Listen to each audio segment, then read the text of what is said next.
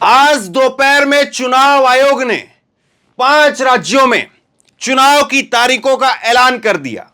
शाम को आज एबीपी न्यूज का सर्वे निकल करके सामने आया है और इन 5 राज्यों में छत्तीसगढ़, राजस्थान, मध्य प्रदेश, तेलंगाना और मिजोरम, इन 5 राज्यों के अंदर किसकी बनेगी सरकार, ये रुझान जो है वो सामने रखे हैं। एबीपी का सर्वे क्या कहता है, किस राज्य में किसकी सरकार बन रही है या पूरी तरह से सुपड़ा साफ हो रहा है, आपको मैं बताता हूं, दिखाता हूं। उसके साथ साथ एक और बड़ी खबर आपको दिखाऊंगा। राजस्थान से एक बड़ी खबर निकल करके सामने आई है और राजस्थान में भी मोदी जी को अपने सांसदों को उतारना पड़ा है।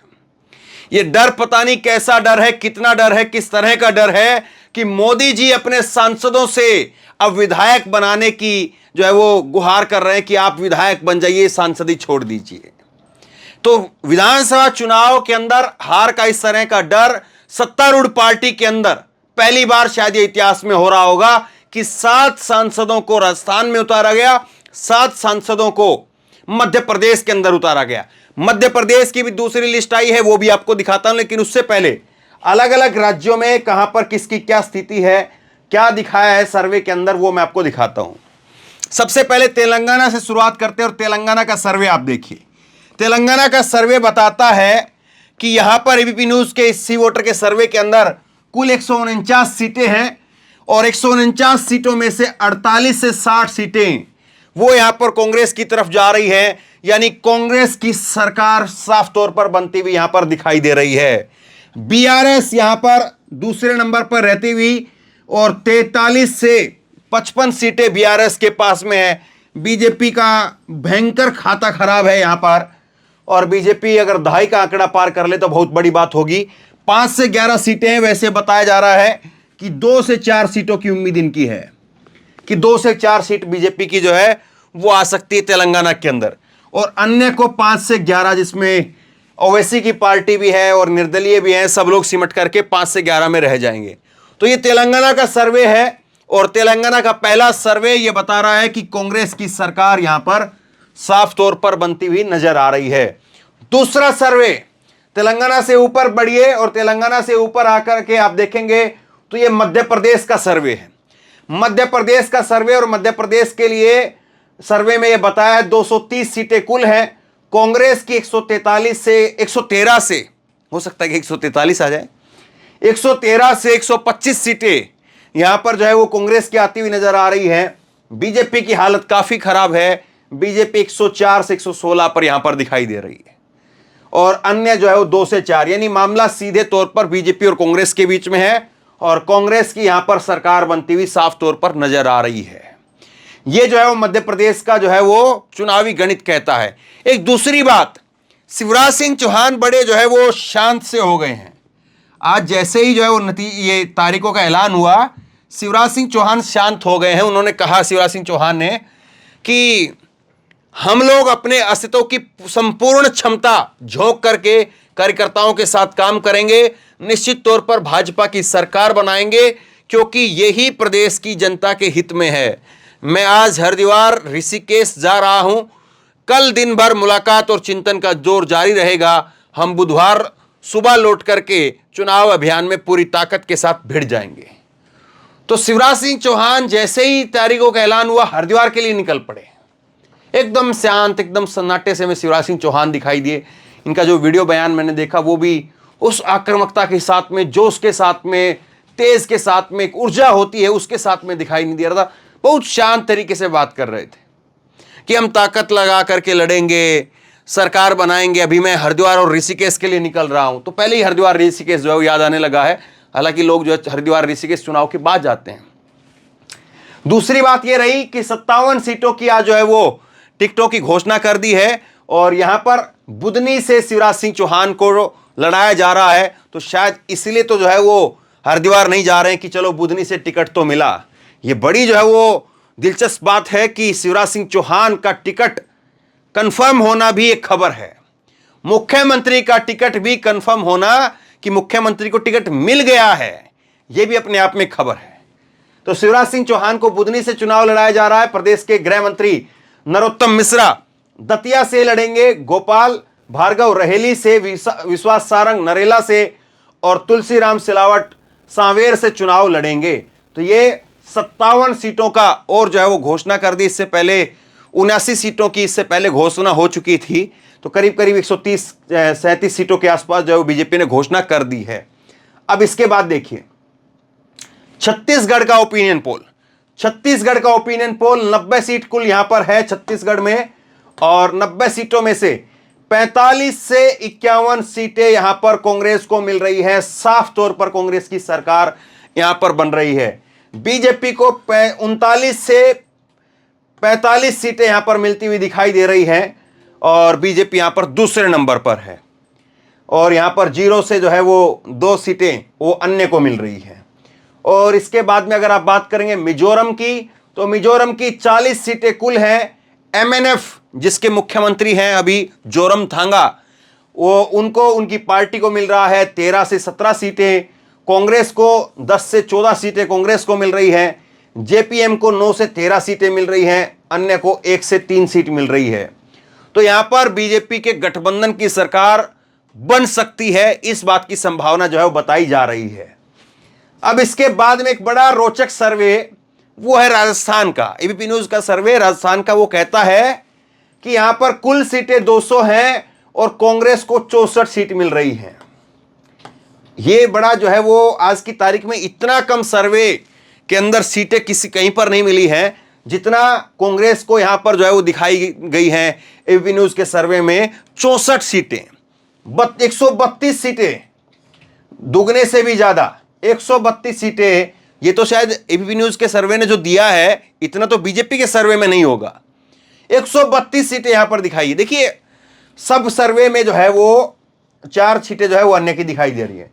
किसी भी राज्य का सर्वे उठा करके देखिए, छत्तीसगढ़ में तो बहुत ज्यादा जो है, ये मिजोरम का है, छत्तीसगढ़ में अगर आप देखेंगे तो छत्तीसगढ़ में तो बहुत ज्यादा अंतर है, लेकिन फिर भी जो है कि इन्होंने क्लोज फाइट दिखाई है कि नजदीकी मामला है।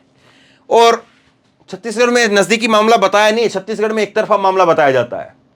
मध्य प्रदेश में भी इन्होंने क्लोज फाइट दिखाई, जबकि मध्य प्रदेश में बताया जा रहा बड़ी भयंकर तरीके से जो है लोगों का जमीन के ऊपर अंडर करंट है, लेकिन खैर इन्होंने बताया। लेकिन यहां पर जो है, यहां पर दुगने से ज्यादा, यहां पर दुगने से ज्यादा जो है दिखाया जा रहा है 64 और 132। अब बताइए ये स्थिति आपको दिखाई देती है कहीं पर कि राजस्थान में किसी भी सर्वे ने, किसी भी अखबार ने, किसी भी पत्रकार ने आपको बताया हो कि राजस्थान में ऐसी हालत है कि वहां पर जो है वो 64 सीटें केवल कांग्रेस को मिल रही हैं और 132 सीटें बीजेपी को मिल रही है। और अगर यही बात है, 132 सीटें मिल रही हैं, तो आप इसको क्या कहेंगे? आज राजस्थान के अंदर भाजपा ने अपने 7 सांसदों को क्यों उतारा? क्या वजह है कि इन 7 सांसदों को जो है उतारा जा रहा है? ये बीजेपी के 7 एमपी एमएलए बनने के लिए चुनाव में उनको उतार दिया गया। कौन कौन उतारा जरा देखिए। राज्यवर्धन सिंह राठौड़, इनको झोटवाड़ा विधानसभा से उतारा गया है। इसी तरह से दिया कुमारी, उनको विद्यानगर से, बाबा बालकनाथ को तिजारा से, किरोड़ीलाल मीणा को सवाई माधोपुर से, भागीरथ चौधरी को किशनगढ़ से, देवजी पटेल को सांचौर से और नरेंद्र कुमार को खींचड़ से, नरेंद्र कुमार खींचड़ को मांडवा से उतारा गया है। तो इनको अलग अलग जैसे जो है वो उम्मीदवार बनाया गया है। अब बताइए किरोड़ीलाल मीणा एक ऐसे जो है वो शख्सियत है जिनके घर पर कम से कम जो है वो रोजाना 5 से 10 उम्मीदवार ऐसे आते होंगे जो टिकट के लिए गुहार लगाते होंगे कि किरोड़ी साहब अब हमारे जो है वो बात बनवा दीजिए, हमारी जो है वो टिकट करवा दीजिए। उनको खुद टिकट की लाइन में लगा दिया है। राज्यवर्धन सिंह राठौड़ को आप देखते होंगे इधर उधर बयानबाजी में, उनको भी जो है वो विधायक की टिकट में लाइन में लगा दिया है। दिया कुमारी जिसको जो है वो कहा जा रहा था कि भाई वसुंधरा की टक्कर में ये वो, उनको भी सांसद को भी जो है टिकट में लाइन में लगा दिया है। बालकनाथ को जो है वो भी लाइन में लगा दिया है, विधायकी के लाइन में लगा दिया है। और यहां पर एबीपी न्यूज कह रहा है कि साहब 64 से 132 सीटें, क्या कहेंगे? अब इसके बाद में एक चीज और दिखाता हूं मैं आपको। 41 यहां पर जो है वो नामों की घोषणा की, 41 उम्मीदवारों की घोषणा की है। राज्यवर्धन सिंह राठौड़ को झोटवाड़ा से, और दिया कुमारी को विद्यानगर से, बालकनाथ को तिजारा से, और हंसराज मीणा को और किरोड़ीलाल मीणा को सवाई माधोपुर से। तो इनको उतारा गया। अब बीजेपी के अंदर एक स्थिति यह है कि किसी को कहीं से उतार दो, चाहे विधायक हो, सांसद हो, को किसको क्या किया जा रहा, किसी की बोलने की हिम्मत नहीं है। धन्यवाद ही करके जाना है, बगावत करके निकल जाए। वसुंधरा के पत्ते अभी बाकी हैं। हालांकि ये जो 41 सीट है, इसका मैं डिटेल में आपको अलग से बताऊंगा कि वसुंधरा के कितने जो है वो समर्थकों की टिकट कटे हैं, मिले हैं। वसुंधरा का सबसे पत्ता जो है वो आखिरी है, और वसुंधरा का जब तक जो फैसला नहीं हो जाता, ये 41 सीटें कोई बहुत बड़ी नहीं है, 200 सीटें हैं कुल, तो 200 सीटों में से केवल 41 का यहां पर जो है वो अभी पर्दा उठा है। अभी तो बाकी है 160 के आसपास सीटें भी बाकी हैं। तो वहां पर वसुंधरा का क्षेत्र में जब जाएंगे, वसुंधरा के लोगों को कितना टिकट दिया है वो अलग से हम बात करेंगे। यहां पर राज्यवर्धन सिंह राठौड़ क्या कह रहे हैं कि मैं धन्यवाद करता हूं प्रधानमंत्री मोदी का। विश्वास था कि जिस प्रकार से मैंने सांसद रहते हुए काम किया वैसे ही आगे करूंगा। राजस्थान के अंदर परिवर्तन की जरूरत है। यहां पर अपराध और बेरोजगारी का विषय है। भाजपा के जितने भी कार्यकर्ता हैं उनके फोन आ रहे हैं। झोटवाड़ा से खास लगाव रहा है। वह मेरी विधानसभा रही है। आगामी राजस्थान चुनाव में भाजपा द्वारा उम्मीदवार के रूप में मैदान में उतारे जाने के बाद में राज्यवर्धन सिंह राठौड़ इस बात को कह रहे हैं। अब देखिए, गजब की बात यह है और समझने वाली बात यह है कि जब आप सांसदों को उतार रहे हैं, सांसद को उतारने का मतलब यह है कि अगर ये जीत गए, हार गए जब तो किस्सा ही खत्म, कोई बात ही नहीं खत्म हुई। लेकिन जीतने के लिए तो बीजेपी कर रही है ना साहब। ये बीजेपी जो है यहां पर अपना जग हंसवाई के लिए तो नहीं कर रही होगी कि भी सातों को उतारा, सातों हार गए। वहां पर मध्य प्रदेश में भी सातों को उतारा, सातों वो भी हार गए। तो ऐसे तो बीजेपी चाह नहीं रही होगी। और सांसद को उतारा है, और सांसद अगर विधायक की टिकट भी ना जीत पाए तो फिर सांसद किस राम का हुआ, और फिर उसकी सांसद की टिकट भी कट जाएगी। अब इनके ऊपर डबल प्रेशर आ गया है। ये अगर यहां पर विधायक ही नहीं जीते तो इनकी सांसद की टिकट कैसे मिलेगी दोबारा। तो इनको तो जीतना ही जीतना पड़ेगा हर हाल में। इनकी तो राजनीति मोदी ने दांव पर लगा दी है। अगर ये नहीं जीते तो किस मुंह से कल को जाकर के लोकसभा में चुनाव के अंदर सांसद की टिकट मांगेंगे। और मान लीजिए कि ये हार गए और फिर भी इनको सांसद की टिकट पकड़ा दी, तो फिर ये कैसे चुनाव में जाएंगे। लोग कहेंगे तो विधायक का चुनाव नहीं जीत पाया, इसको सांसद की टिकट किसने दे दी, क्यों दे दी, खरीद कर लेकर के आया है, कोई प्रेशर है उसकी वजह से लेकर के आया है, इसको कौन जो है वो वोट देगा। तो इनके लिए तो ये धन्यवाद बोल रहे बेचारे, इसके अलावा और कर भी कह सकते हैं। और ये अगर यहां पर हार गए तब तो बात खत्म हो गई, लेकिन जीतेंगे तब समझिए जरा। मान लेते कि हम जीत गए, ये अगर जीत गए तो फिर ये क्या करेंगे। ये क्या अपनी लोकसभा से जो है वो इस्तीफा देंगे, जो सांसद है लोकसभा के ये उससे इस्तीफा देंगे, क्या अपनी सांसदी से इस्तीफा देंगे। और अगर इन्होंने वहां से इस्तीफा दे दिया तो फिर जो है वो वहां के लिए लोकसभा के लिए उपचुनाव होंगे। वहां पर इस्तीफा नहीं दिया तो यहां पर विधानसभा में जहां पर ये जीते हैं वो सीट खाली रह जाएगी, फिर वहां पर फिर दोबारा से उपचुनाव होगा। तो मतलब आप लोगों ने मजाक बना दिया है। नरेंद्र मोदी जी ने एक सीट को जीतने के लिए कैसे लोकतंत्र की डुगडुगी बजा रखी है, आप देख लीजिए। भाई ये कोई बात हुई क्या। आप वैसे कह रहे थे, अभी ढोल पिटवा रहे थे 1 महीने पहले, एक देश एक चुनाव, खर्चा बहुत ज्यादा होता है। आप ये कर क्या रहे हैं यहां पर। आपके पास में फ्रेश चेहरा नहीं है क्या।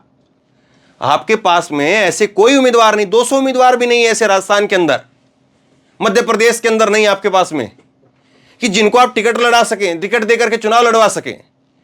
ऐसे उम्मीदवार ही नहीं आपके पास में क्या। भाई ठीक है, समझ में आता है राजनीतिक पार्टियां कभी कभी जो है वो दाव खेलती हैं तो 1-2 को उतार भी देती हैं। आप 7-7 सांसदों को उतार रहे हैं, करना क्या चाह रहे हैं।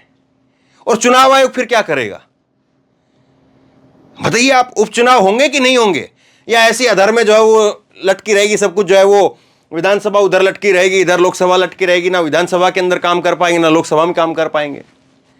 क्या करना चाह रहे हैं साहब आप। और फिर ये कह रहे हैं कि देखिए साहब 132 सीटें जीत रहे हैं, गजब की बात है। तो बहरहाल जो सर्वे हैं, जो नतीजे हैं वो तो सामने हैं ही हैं, लेकिन उसके पीछे कहां पर कितनी शक्कर गुड़ चीनी का इस्तेमाल किया गया है उसको भी अपने आप से जरूर समझ लीजिए। हमेशा मैं एक बात कहता हूं कि गोदी मीडिया जो बात कहे उसमें कम से कम 10-15 सीटें ये आप मान करके चलना कि घोलमेल जरूर होता है, क्योंकि 10-15 सीटों का अगर घोलमेल नहीं करेंगे तो फिर कैसे जो है किसको कहां पर खुश रख पाएंगे। कितना गुड़ कितना चीनी कहां से आया है, उसका कहां पर कितना उपयोग करना है वो तो मालूम है। लेकिन फिर भी अगर आप देखेंगे तो कम से कम अगर इसके सर्वे को भी मान लें तो 3 राज्य ऐसे हैं जिसमें स्पष्ट तौर पर कांग्रेस की सरकार बन रही है। एक राज्य में गठबंधन है, और गठबंधन किस तरह से रहेगा, कैसे रहेगा, अब चुनाव के बाद पता चलेगा। और एक राज्य में यहां पर बीजेपी की पूर्ण बहुमत की सरकार राजस्थान के अंदर दिखाई है। आप बताइए एबीपी न्यूज के इन सर्वे को आप किस तरह से देखते हैं? क्या राजस्थान में आपको कहीं से लगता है, किसी एंगल से लगता है कि इतनी बुरी हालत जो है वो अशोक गहलोत की हो सकती है? और बाकी के राज्यों के लिए एबीपी न्यूज के सर्वे के जो आंकड़े मैंने आपको दिखाए उस पर क्या कहेंगे? नीचे कमेंट बॉक्स में अपनी राय लिख करके जरूर बताइए। इस वीडियो को खूब शेयर कीजिए, लोगों तक पहुंचाइए, और इसी तरह की तमाम खबरों के लिए ऑनलाइन न्यूज इंडिया को सब्सक्राइब कीजिए। साथ में जो बेल आइकन है घंटी उसको जरूर दबाइए, ताकि जैसे कोई खबर अपलोड करें उसकी नोटिफिकेशन सीधे सबसे पहले आपको मिल सके। और अगर ये वीडियो फेसबुक पर देख रहे हैं तो फेसबुक पर हमारे पेज को लाइक कीजिए, फॉलो कीजिए और इस खबर को शेयर कीजिए। धन्यवाद।